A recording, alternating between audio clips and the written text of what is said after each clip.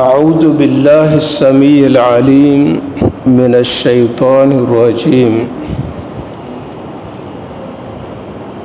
والذی اور وہ ذات یمیتنی جو مجھے مارے گا ثم یحیین پھر وہ مجھے زندہ کرے گا۔ یہ ابراہیم علیہ السلام اپنے رب کا تعارف کروا رہے ہیں،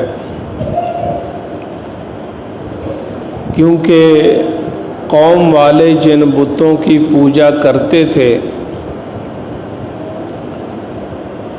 وہ نہ تو کوئی نفع دے سکتے ہیں نہ نقصان دے سکتے ہیں، اور وہ بت جو ہیں نہ کسی کو بیماری کے اندر شفا دے سکتے ہیں۔ ان بتوں نے نہ کسی انسان کو اور نہ کسی دوسری مخلوق کو پیدا کیا ہے، زندگی اور موت ان کے ہاتھ میں نہیں ہے۔ تو یہ ابراہیم علیہ السلام اپنے رب کا تعارف کروا رہے ہیں کہ میں تو اپنے رب کی عبادت اس لیے کرتا ہوں کہ یہ سارے کے سارے اختیارات میرے رب کے پاس ہیں، میں تو اس لیے اس کی عبادت کرتا ہوں۔ تو اس تعارف کے اندر ایک یہ ہے کہ والذی یمیتنی ثم یحیین، کہ وہ ذات جو مجھے مارے گا بھی اور مجھے زندہ بھی کرے گا۔ اس سے پہلے گزر چکا ہے کہ اس اللہ نے مجھے پیدا کیا، پھر وہ اللہ مجھے مارے گا، پھر وہ اللہ مجھے زندہ کرے گا۔ ایک تو قرآن کی اس آیت سے یہ مسئلہ ثابت ہو گیا کہ سب کے سب مرنے والے بھی ہیں اور قیامت کے دن دوبارہ زندہ بھی ہونے والے۔ یہ حقیقت ہے کہ قیامت کے دن ہر انسان نے زندہ ہونا ہے، تو وہ جن کی عبادت کرتے ہو اللہ کے سوا، اللہ کے غیر کی، کیا ان کی یہ کیفیت ہے کہ جس کو چاہیں مار دیں اور جس کو چاہیں وہ جب چاہیں زندہ کر دیں؟ کیا ان کے اندر یہ طاقت ہے؟ نہیں ہے۔ یہ ابراہیم علیہ السلام کے دور کے اندر ہی وہ جابر سلطان جو تھا اس وقت کا بادشاہ، اس نے ابراہیم علیہ السلام کو ہی کہا تھا نا کہ میں مارتا بھی ہوں اور زندہ بھی کرتا ہوں۔ تو بیچارہ پاگل ہے نا، پتہ نہیں ہے کہ میں نے بات کون سی کرنی ہے۔ تو مارتا ہے، تو زندہ کرتا ہے، اس بات کو تو ویسے ہی چھوڑ دے۔ تیرے باپ کے اوپر موت آ گئی تو تو اس کو روک سکا؟ تیری ماں تیرے سامنے مر گئی تو تو اس کو روک سکا؟ جب تیرے اوپر موت آئے گی تو بھی مر جائے گا تو تو اس موت کو روک سکتا؟ تو کیا ہے؟ یعنی تیرے پلے میں تو کوئی چیز ہی نہیں ہے، کوئی اختیار ہی نہیں ہے تیرے پاس، تو کہتا ہے کہ میں مارتا بھی ہوں اور زندہ بھی کرتا ہوں۔ مارنے اور زندہ کرنے والی ذات کون سی ہے؟ وہ تو صرف ایک ہے۔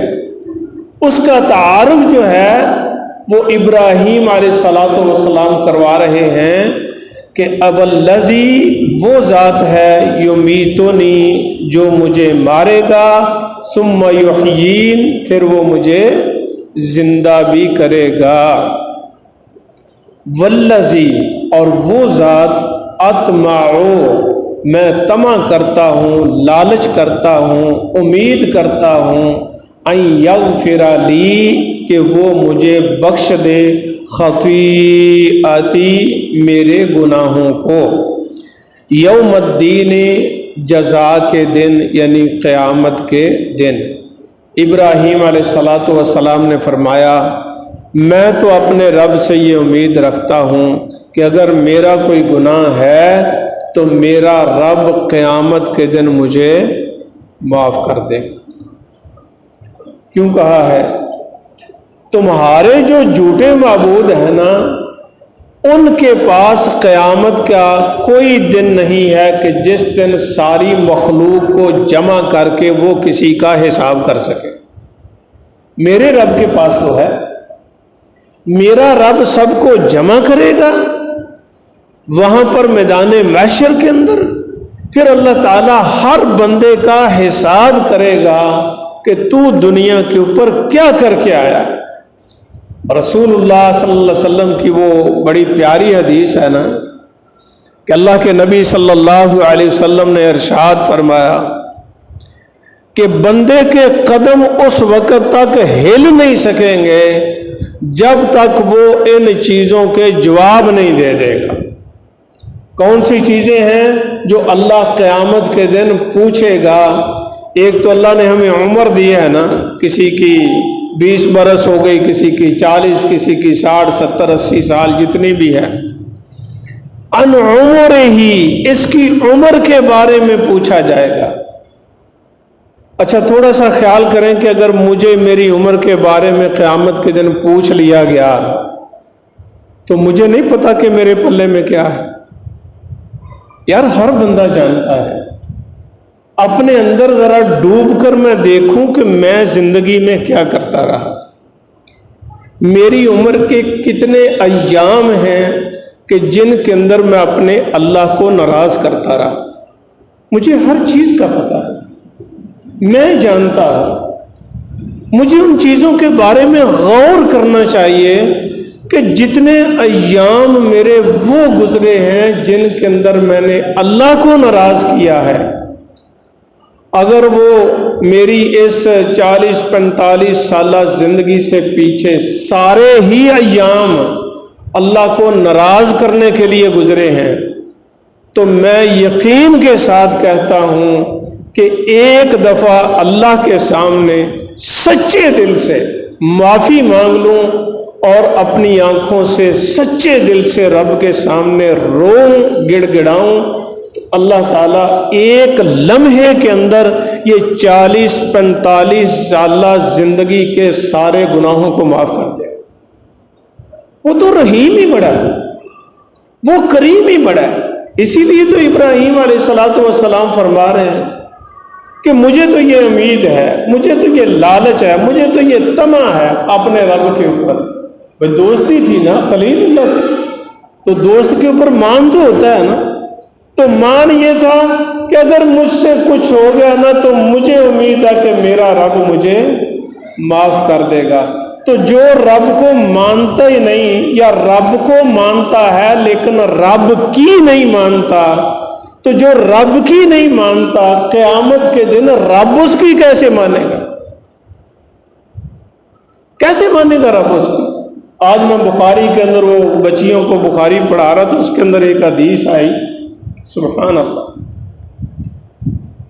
اللہ اکبر۔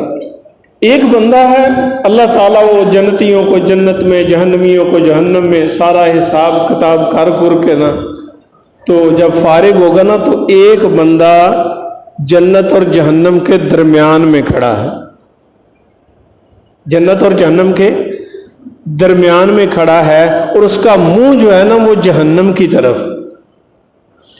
تو اپنے رب سے کیا کہتا ہے؟ کہتا ہے یا اللہ تو میرا منہ جو ہے نا وہ جنت کی طرف پھیر دے۔ تو اللہ اس سے معاہدہ کرتا ہے، دیکھو نا اللہ تعالیٰ کا اپنا انداز ہے، اللہ اس سے معاہدہ کرتا ہے، پہلے وعدہ کر کہ یہ جو تو نے سوال کیا ہے نا اس کے بعد تو مجھ سے کوئی سوال نہیں کر۔ اس نے وعدہ کر لیا کہ اتنا ہی اس کے لیے بڑا کافی تھا کہ جہنم کی طرف سے جہنم کی بدبو آ رہی ہے، لو آ رہی ہے، اس کی کراہت آ رہی ہے، وہاں کا منظر دیکھ کر پریشانی تھی، تو اس کے لیے تو یہ بھی غنیمت تھا نا۔ اس نے وعدہ کر لیا کہ یا اللہ میں اس کے بعد آپ سے کوئی سوال نہیں کروں گا۔ اچھا اللہ تعالیٰ نے جو ہے نا اس کا اس کے اندر ایک چیز یہ بھی دیکھ لو، قیامت کے دن کوئی بھی بندہ اپنے چہرے کو اللہ کے حکم کے بغیر کہیں پھیر سکتا؟ اس کا چہرہ جہنم کی طرف کیا ہوا ہے تو وہ خود جنت کی طرف نہیں کر سکتا، اللہ سے دعا کر رہا ہے کہ یا اللہ میرا چہرہ جنت کی طرف پھیر دے۔ اچھا، اس وعدے کے بعد اللہ تعالیٰ نے جو ہے نا اس کا چہرہ جنت کی طرف پھیر دیا۔ اب جنت کی طرف دیکھتا ہے نا تو پھر منہ میں پانی آتا ہے کہ یا اللہ اتنی خوبصورت جنت ہے اور میں باہر کھڑا ہوں، تو لالچ تو پیدا ہوتا ہے نا۔ تو اس لالچ کے اندر پھر بول پڑا، کہتا ہے یا اللہ ذرا قریب کر دے دروازے کے، جنت کے دروازے کے قریب کر دے۔ تو اللہ تعالیٰ نے یاد کروایا، تو تے وعدہ کیا تھا کہ میں سوال نہیں کروں گا، تو دوبارہ سوال کر دیا۔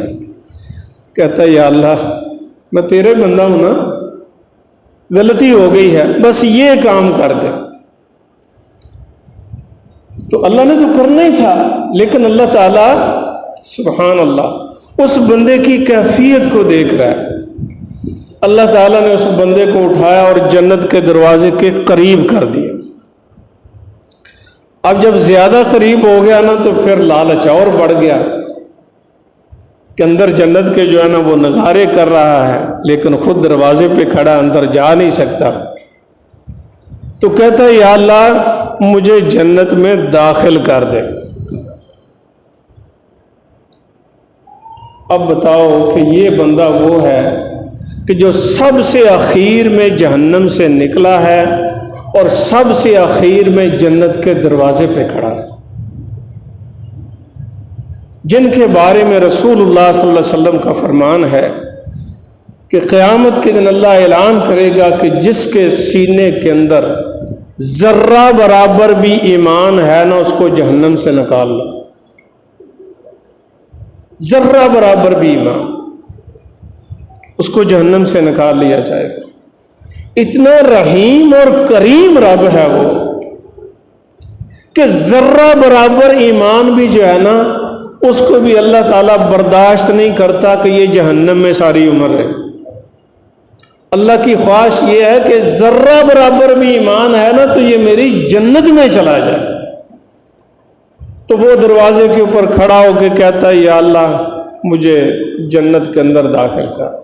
سبحان اللہ، جنت کے اندر داخل ہو جاتا ہے، اللہ تعالیٰ داخل کرتے ہیں۔ اندر جا کے نا تو اللہ اس سے فرماتے ہیں کہ مانگ کیا مانگتا۔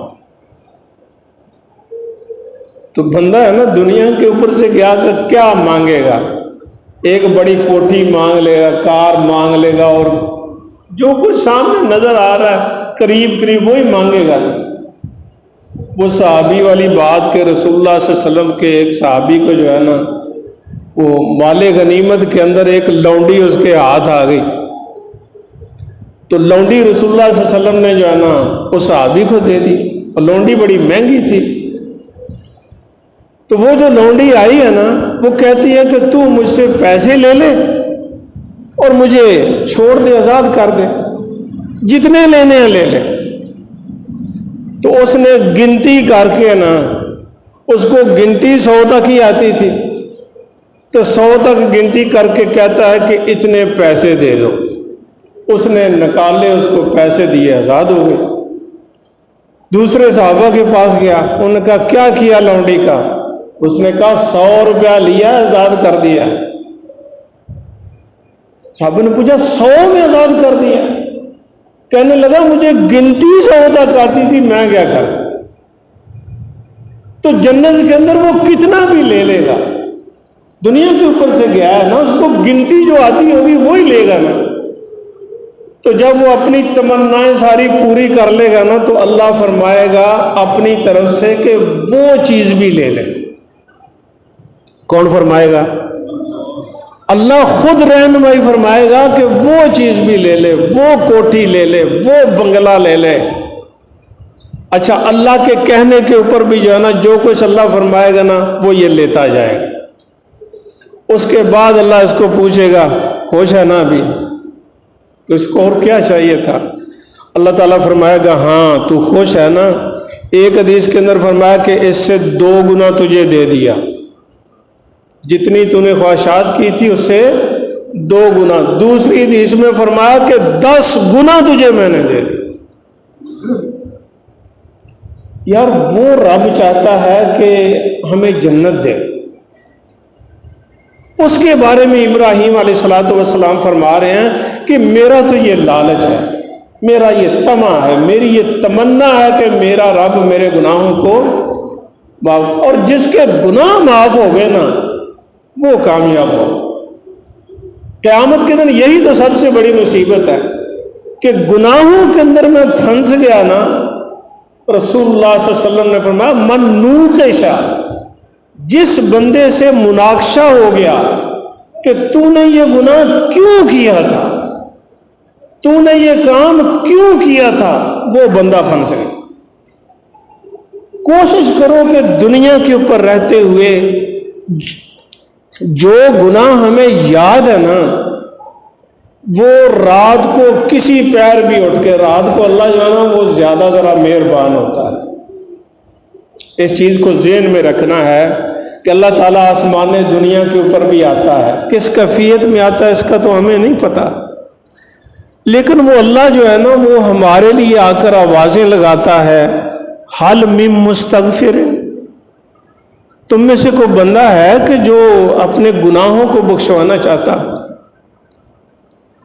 یار اتنے بھی تو نہیں نا ہم گئے گزرے کہ گناہ میرے پلڑے کے اندر پڑے ہوئے ہیں، گٹھڑی بری ہوئی ہے اور میں گناہوں کے اوپر گناہ کرتا جا رہا ہوں، اور میں سب کچھ بھولا ہوا ہوں کہ اللہ بار بار ہر روز مجھے سنا دیتا ہے کہ تیرے گناہ ہیں تو معاف کروا لے۔ میں کہتا ہوں مجھے پرواہ کو نہیں، مجھے نیند کی پڑی ہوئی ہے، اپنے کاروبار کی پڑی ہوئی ہے۔ نہیں بھائی، روزانہ کے حساب سے میں گنتی کروں کہ میرے کتنے گناہ ہیں، اور روزانہ کے حساب سے اپنے رب سے معافی مانگوں، وہ اللہ معاف کرنے کے لیے ہر روز انتظار میں رہتا ہے۔ ایک تو ہے نا کہ معاف کر دیتا ہے، وہ انتظار میں رہتا ہے کہ میں اپنے بندے کے گناہوں کو معاف کروں، بندہ میرے پاس آئے تو صحیح۔ تو یہ چیز ابراہیم علیہ السلام فرما رہے ہیں کہ میرا تو یہ طمع اور لالچ ہے کہ میرا رب میرے گناہوں کو معاف کرے گا۔ جزاکم